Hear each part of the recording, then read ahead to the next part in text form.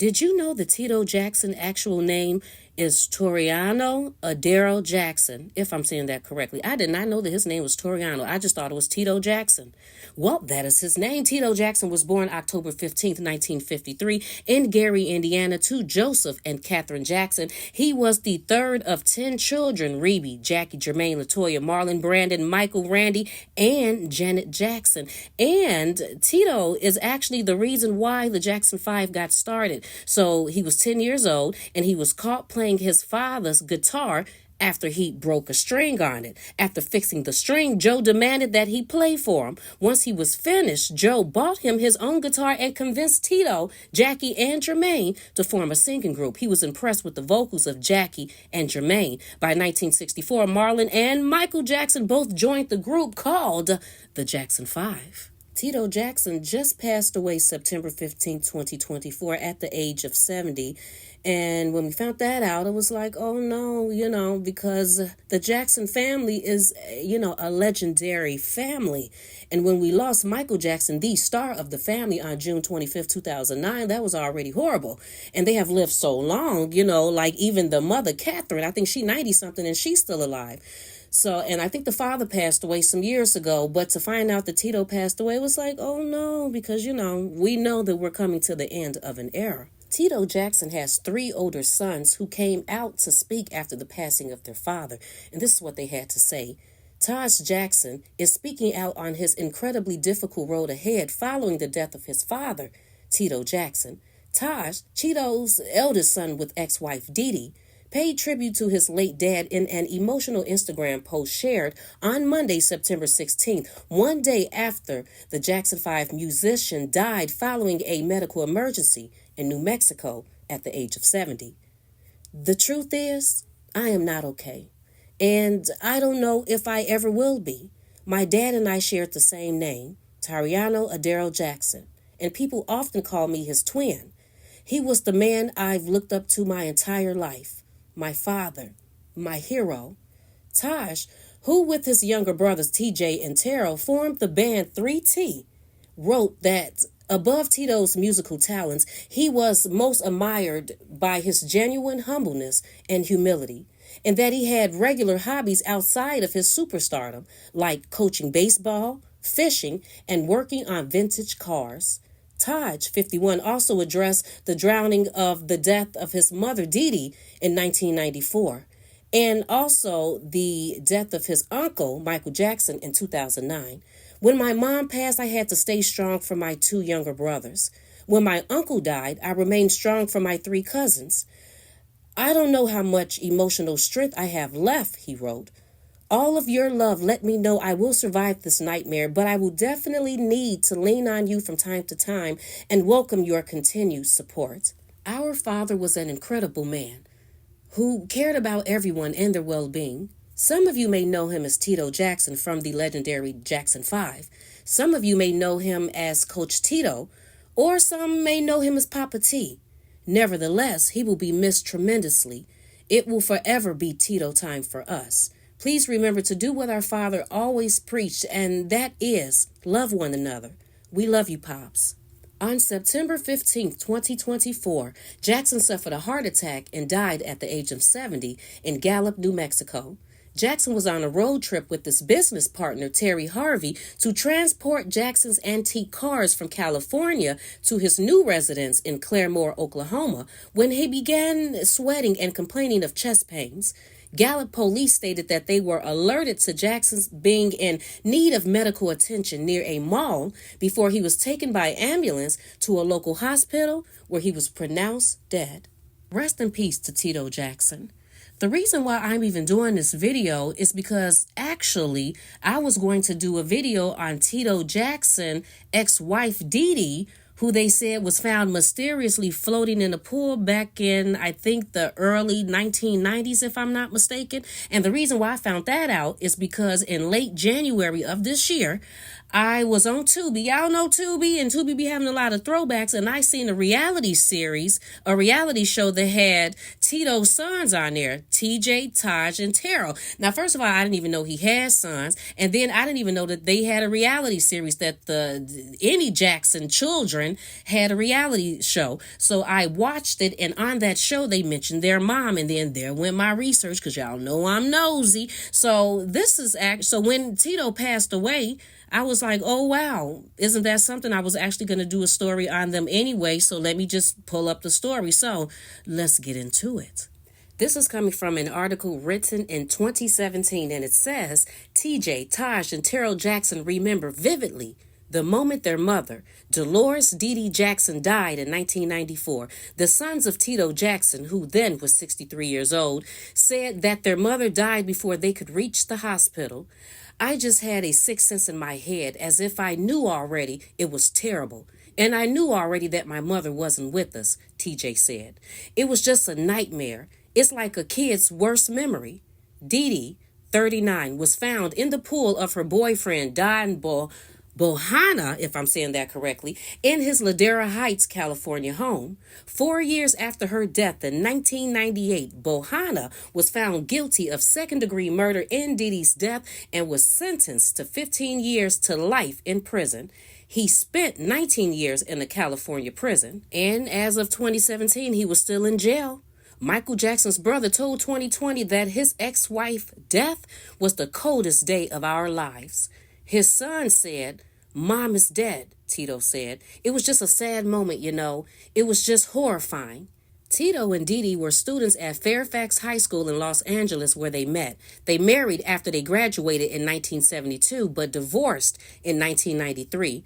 After her untimely death, the Jacksons immediately questioned how she died, saying she was terrified of water. "My first question was, drown?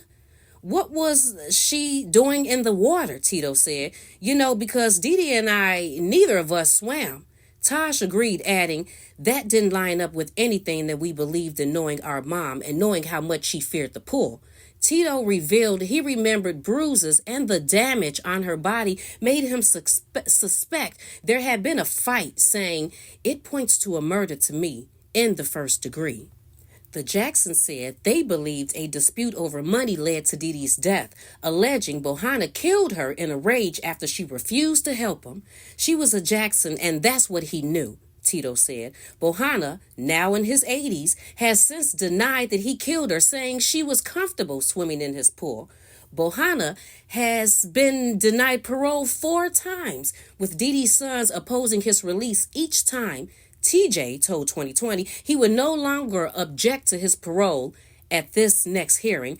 "I basically made a statement to the parole judge. If you feel it's time for him to get out, then let him out." Whether Bohanna is released or not, the Jacksons will continue to remember their mother, continuing her legacy through the Dee Dee Jackson Foundation and conducting music therapy classes across the country to manage their grief. "To this day, I'm learning how to deal with it," TJ said, "but the pain is still there."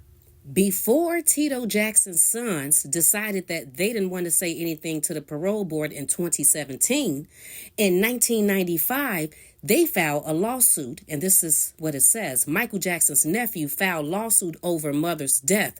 Court, Dolores Jackson's family accuses her boyfriend of drowning her in his pool last year and complains that District Attorney Gil Garcetti won't prosecute him. The sons of Dolores Jackson, former sister-in-law of pop superstar Michael Jackson, have filed a wrongful death suit against a man they accuse of killing her, complaining that District Attorney Gil Garcetti won't bring criminal charges against him, the son's lawyer said Friday.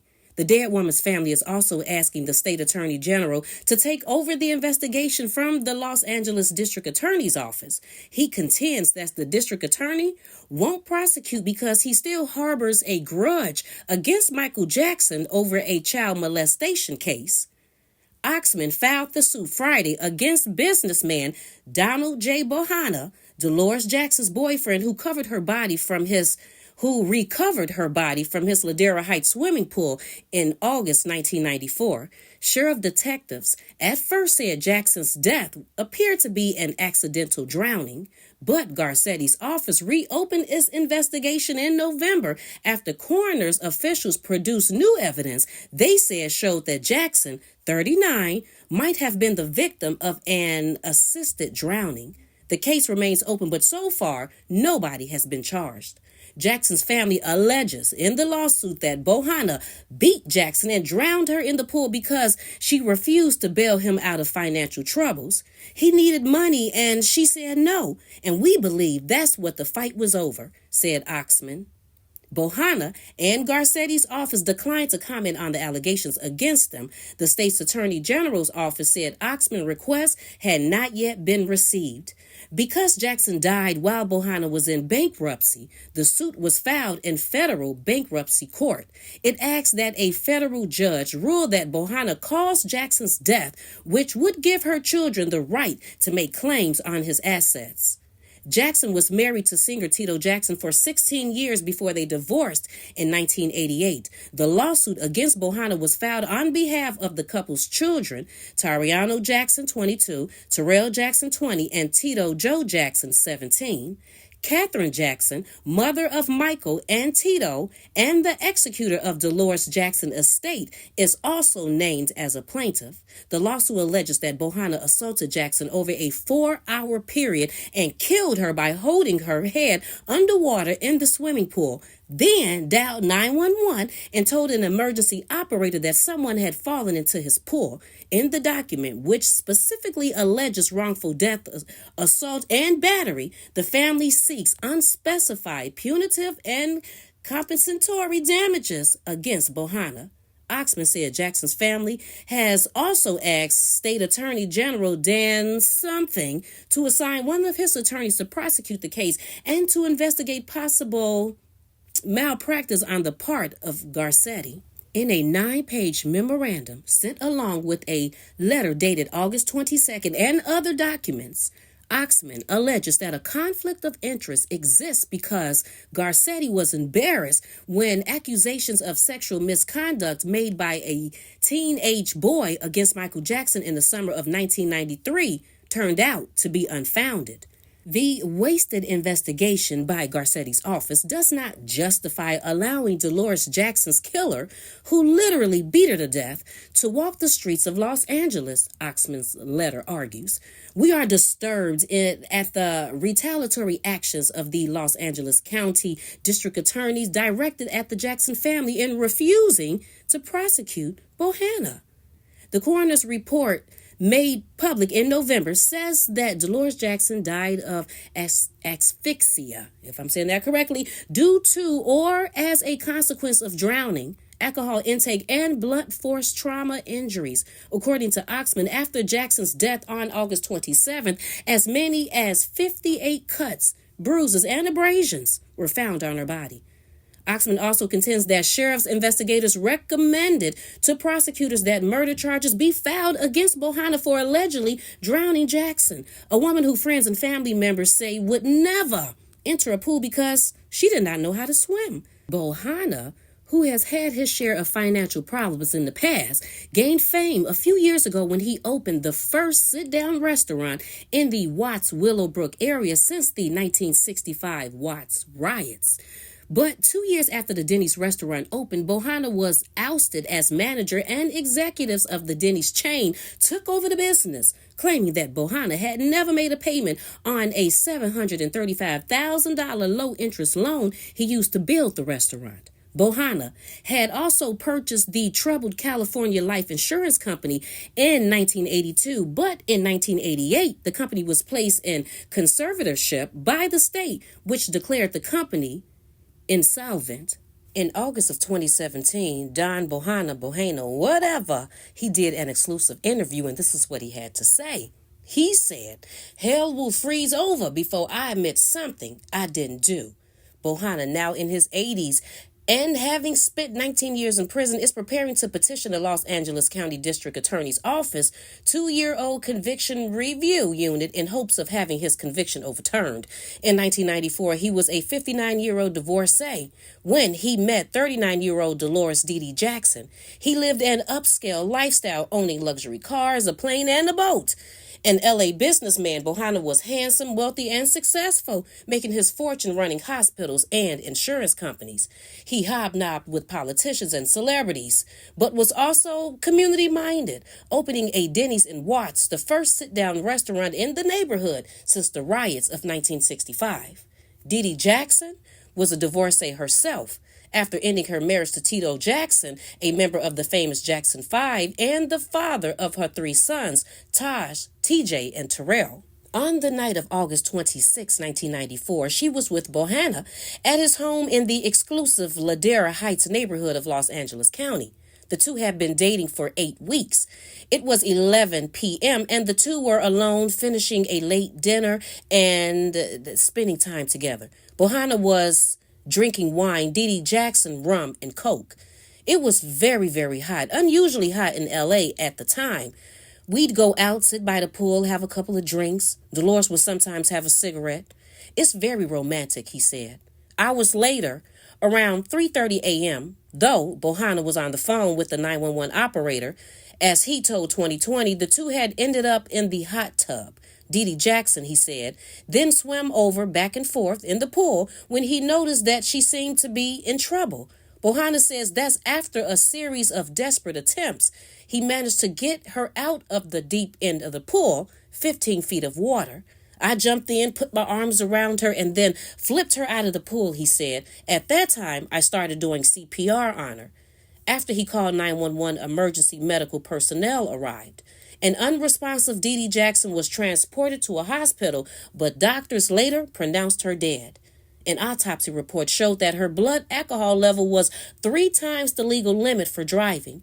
The report also noted numerous bruises and scrapes on her face and body that Los Angeles County coroner described as the result of blunt force trauma and labeled non-accidental. The Jackson family, including ex-husband TITO Jackson and Dee Dee Jackson's sons, had questions immediately. They did not believe Dee Dee Jackson had accidentally drowned in the pool because they say she was terrified of water and could not swim. Still, Bohanna maintains that the drowning was an accident. I'll go to my grave saying that she could swim because Dolores could swim. He told the press after her death that Dee Dee Jackson had been comfortable swimming in the pool, noting that she kept several swimsuits at his house. Also in the police report, Taj Jackson said his mother had told him she was trying to learn to swim and Mr. Bohanna was teaching her.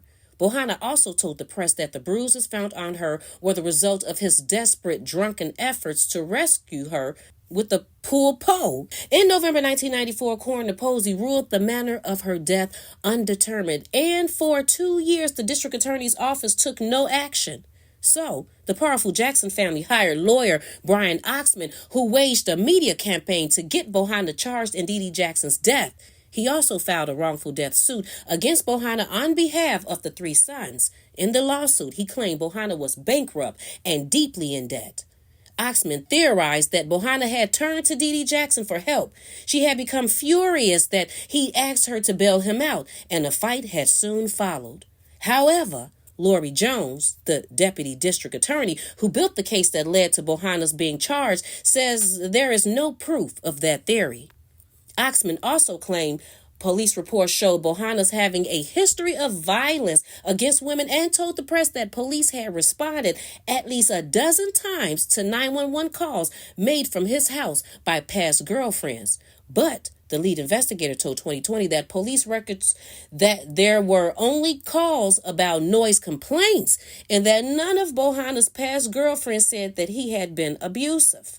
In September 1996, 2 years after his initial ruling, Posey changed his opinion on the manner of death from undetermined to homicide. And in March 1997, almost 3 years after Dee Dee Jackson's drowned, Bohanna was charged with second-degree murder. He pleaded not guilty.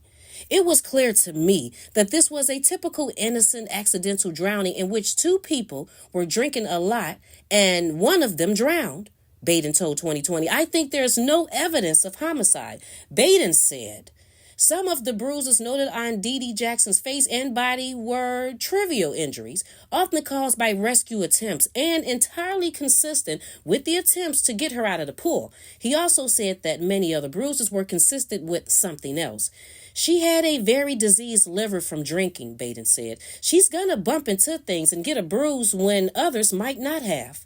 During the trial, which began in June 1998, an aquatics expert testified that it's more likely that a water rescuer will receive more injuries than the person being rescued. The prosecutor then pointed out that Dee Dee Jackson, not Bohanna, bore bruises. Posey testified that Dee Dee Jackson's bruises were signs that Bohanna severely beat her before she drowned in the pool. In November of 1998, the verdict came back with a conviction of second-degree murder, and he was sentenced to 15 years to life. In 2002, Bohanna appealed the conviction on the grounds that Braun had provided ineffective counsel, but the parole denied his parole, basically. Bohanna said that he also suspects money was the reason behind Braun's decision not to call Baden. At the time of the trial, Bohanna was behind in his payments to Braun. According to a sworn affidavit filed by Bohanna's brother, Braun called him the night before trial saying, "Is it not wise to have an attorney starting trial angry about non-payment of his fee?" Braun told 2020 he never made that statement. "I didn't like the fact that he stiffed me," he said, "but I wasn't going to pull any punches on a murder case." He told 2020 Dee Dee Jackson's death still pains him to this day. "I am responsible, and it just pains me very much. Had I not been drinking, there's not a doubt that I would have been able to save her." Okay, so we done heard what Donald, Bohanna, whatever, had to say about this case and the death of Dolores Jackson. He said that they were both drinking. They had been dating for 8 weeks. She knew how to swim. She was in the pool swimming because they was in a jacuzzi, and then she got in the pool swimming, and then he noticed that, she hadn't came back up, and then he jumped in, tried to get her, couldn't get her, then got the pole to the pool and then tried to get her out that way, banged her up a little bit, took her, drug her out the pool, I guess tried to resuscitate her, thought she was moving, went in, called 911, came back out, she wasn't moving, and then we heard what the Jackson family had to say. They said they don't know what he's talking about. She didn't even know how to swim, and she would never get into the pool, especially the deep end, and that he knew that she was with the Jackson family, and he had financial problems, so he beat her for 4 hours, then took her head, put in the water, and drowned her. And then we heard what both of their attorneys had to say, district attorney and all of that jazz. But now, here go the facts to the case. So, let's check this out. I'm assuming in October of 2000, Donald James Bohanna tried to get an appeal. Now, this is 3 years after the TITO Jackson son said that they didn't want to have anything to do with any more appeals. So in 2000, I'm assuming that he went for appeal because it's here, People versus Bohanna, Court of Appeal. But in this, they have the facts to the case, and it says, in 1994, Donald was dating Dolores Jackson. On the night of August 26, 1994, Jackson arrived at Donald's house for a late dinner. At 3:34 a.m. on August 27th, Donald called 911 to report that someone fell in the pool and was drowning. Paramedics arrived at the house 7 or 8 minutes later and found Donald kneeling near Jackson. They were both nude.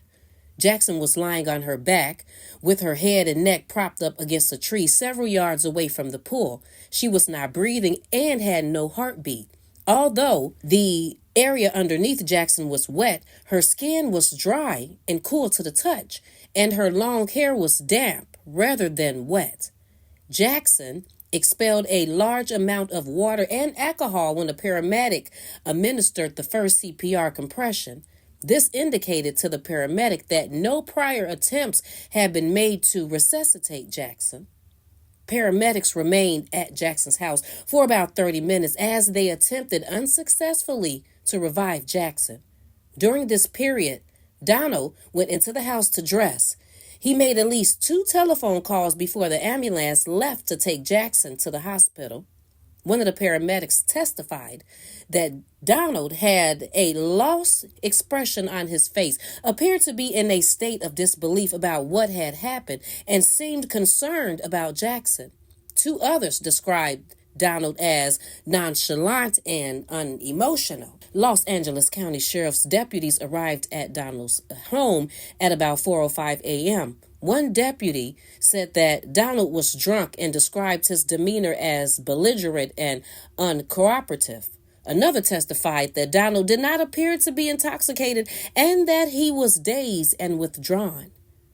Donald would not answer questions posed by the deputies, but made telephone calls to family members during which he appeared to have no difficulty communicating. At about 7:45 a.m., Donald described the events preceding Jackson's death to homicide detective David Watkins. According to Donald, Jackson arrived at his home about 10:30 p.m. They drank alcohol, talked, listened to music, and danced for some time before disrobing and getting into the jacuzzi. They spent somewhere between 20 to 40 minutes in the jacuzzi and then swam to the deep end of Donald's backyard swimming pool.